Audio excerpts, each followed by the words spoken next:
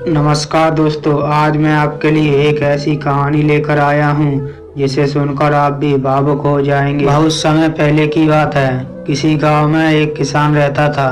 वह रोज भोर में उठकर दूर झरनों से स्वच्छ पानी लेने जाया करता था।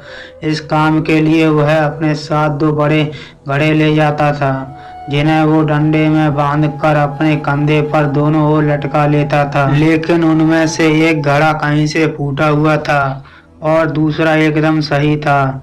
इस वजह से रोज घर पहुंचते पहुंचते किसान के पास 1.5 घड़ा पानी ही बचता था।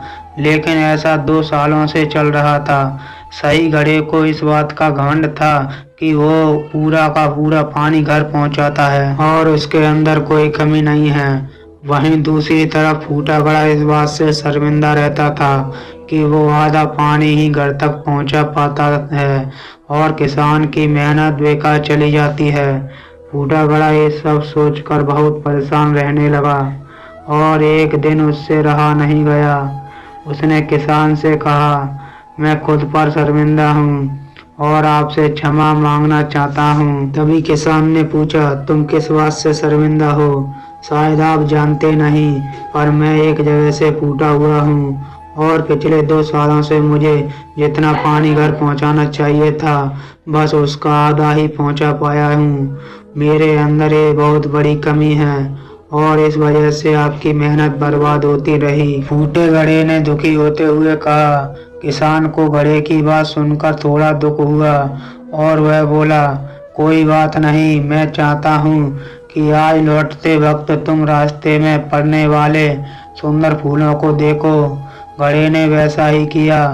वह रास्ते भर सुंदर फूलों को देखता आया। ऐसा करने से उसकी कुछ उदासी दूर हुई और घर पहुंचते पहुंचते फिर उसके अंदर से आधा पानी गिर चुका था।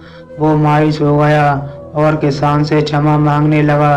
तभी किसान बोला, शायद तुमने ध्यान नहीं दिया। पूरे रास्ते में जितने भी फूल थे वो बस तुम्हारी तरफ देख रहे थे, सही घड़े की तरफ एक भी फूल नहीं देख रहा था। ऐसा इसलिए क्योंकि मैं हमेशा से तुम्हारे अंदर की कमी को जानता था और मैंने उसका लाभ उठाया। मैंने तुम्हारे तरफ वाले रास्ते पर रंग बिरंगे फूलों के बीज बो दिए थे। तुम रोज थोड़ा थोड़ा कर उन्हें सींच रहे थे और पूरे रास्ते को इतना खूबसूरत बना दिया।